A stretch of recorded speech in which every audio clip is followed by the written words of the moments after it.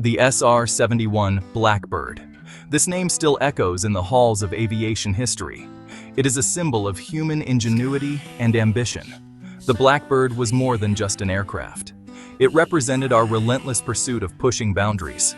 For decades, it stood as the undisputed champion of speed in the skies. The Blackbird earned its place in history as the fastest air-breathing manned aircraft ever built.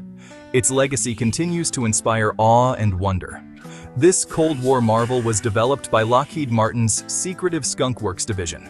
It was designed to outrun and outmaneuver any threat. The Blackbird was a tool for peace through deterrence. It provided invaluable intelligence during a time of global tension. Its existence was a testament to human ingenuity and a powerful deterrent against aggression. The SR-71's legacy extends beyond its operational history. It serves as a powerful reminder that we are capable of extraordinary things when we dare to dream big. It is a testament to the power of human innovation. The Blackbird story continues to inspire generations of engineers, scientists, and dreamers around the world. The SR-71 was designed for one purpose: to fly faster and higher than anything else in the sky. This meant exceeding Mach 3, or 3 times the speed of sound. It meant soaring above 85,000 feet, where the air is thin and unforgiving. The Blackbird's capabilities sound like something out of science fiction. It could outrun surface-to-air missiles. It could even outpace their explosive radius. This meant evading threats by simply accelerating and pushing the limits of its incredible speed. The SR-71's speed and altitude were not just for show. They were essential for its primary mission: reconnaissance. Equipped with powerful cameras and sensors, the Blackbird could survey vast areas of enemy territory. It could gather vital intelligence from altitudes that seemed impossible to reach. The Blackbird's ability to operate in near space, coupled with its sophisticated surveillance equipment, made it an invaluable asset. It could penetrate deep into enemy airspace, undetected and unimpeded. The information it gathered provided crucial insights into adversary activities and capabilities. This ultimately helped to shape strategic decisions during a time of global uncertainty.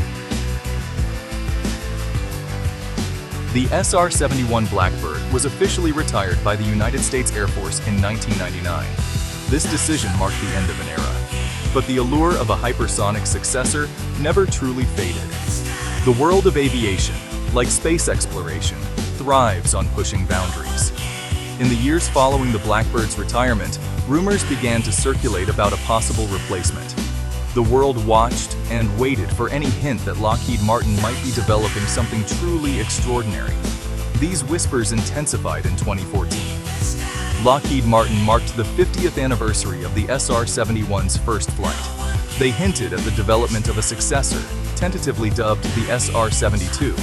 This announcement sent ripples of excitement through the aerospace community and beyond.